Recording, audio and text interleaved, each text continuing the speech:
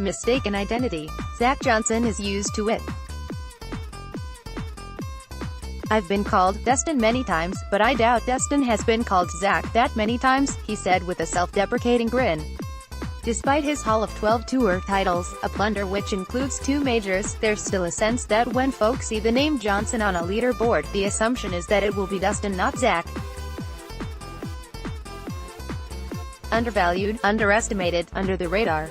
Perhaps, but Zach Johnson is also well under par here at Carnoustie. His sturdy 67 for a 6-under aggregate had him handily placed at halfway as this hardy perennial of the Open reaffirmed his fondness for the game's oldest major.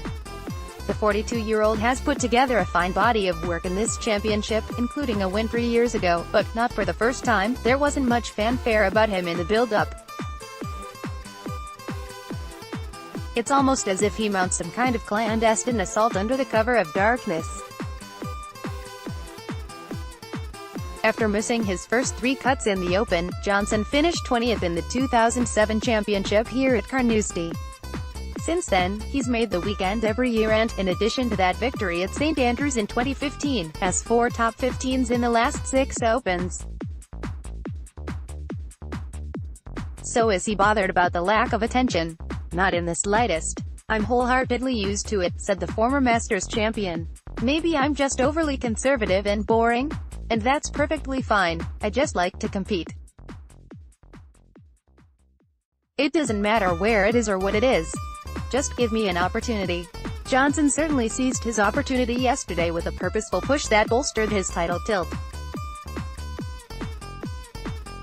Ropey tee shot on the first led to a bogey, but the response was swift and 3 birdies in 4 holes from the third got him moving. After a 4 on the par 5 14th, Johnson finished with a flourish and trundled in a raking putt of 40 feet for a birdie on the last. Not many do that. I think my game lends itself to this championship because my style can play here, said Johnson, who is known more for his game inside 100 yards than his ability to unleash long-distance rockets off the tee.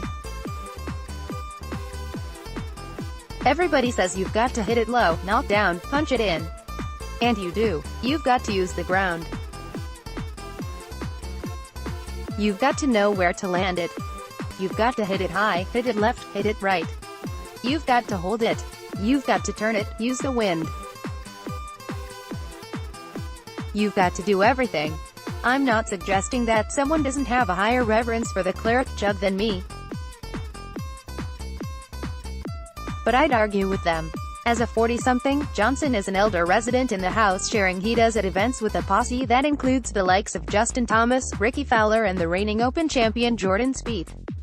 A couple of years ago, the group made a pact that whoever wins the claret jug has to fork out for the private jet which whisks them back across the Atlantic. How the other half live, eh? I didn't pay last year, said Johnson. But I'd be happy to fork out this time.